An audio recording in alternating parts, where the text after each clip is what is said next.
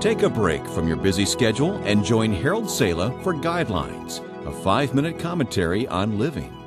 Luke, the medical doctor from Syria, the man who wrote more of the New Testament than even the Apostle Paul himself, gives us an interesting insight as to how Jesus viewed life's interruptions.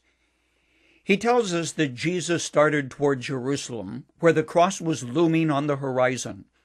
Christ knew the Scriptures. He also knew what lay ahead.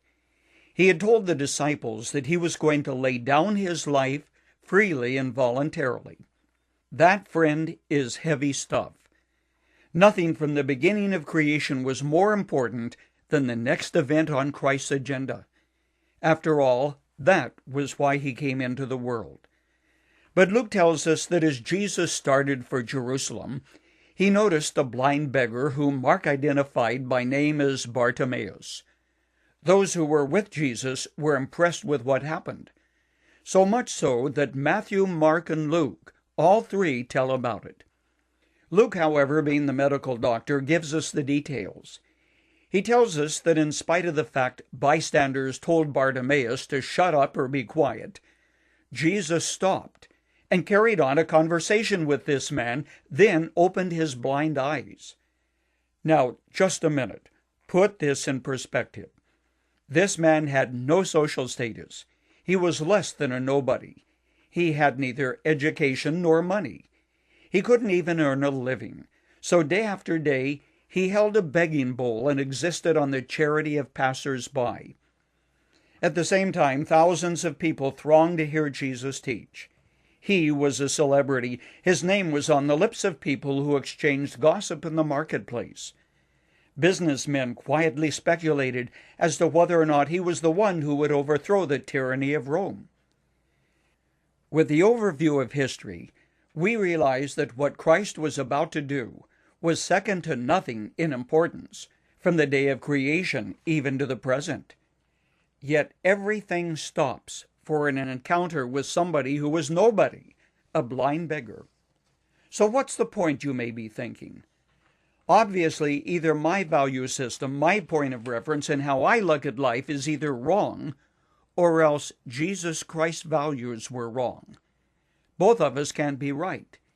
It becomes immediately obvious that 3 areas of life were different. 1, our perspective. 2, our relationships. And 3, our responses to the needs of people.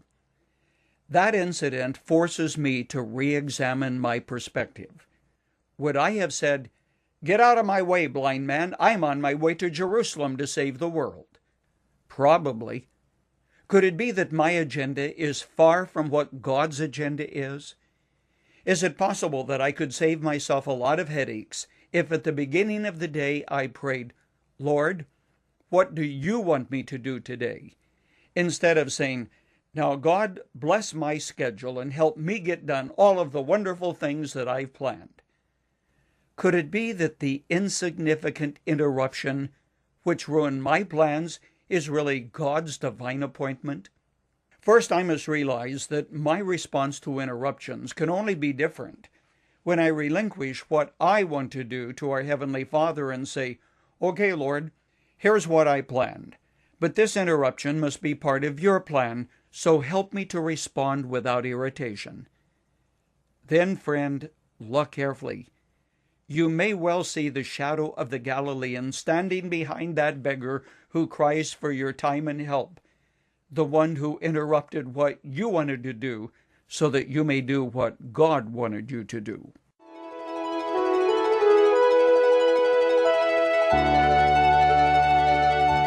You've just heard Dr. Harold Sala with Guidelines, a 5-minute commentary on living. If you would like to listen to the program again, download a copy, subscribe to our e-commentary, or view other resources, visit guidelines.org. We would like to hear from you too. You can email us at info@guidelines.org.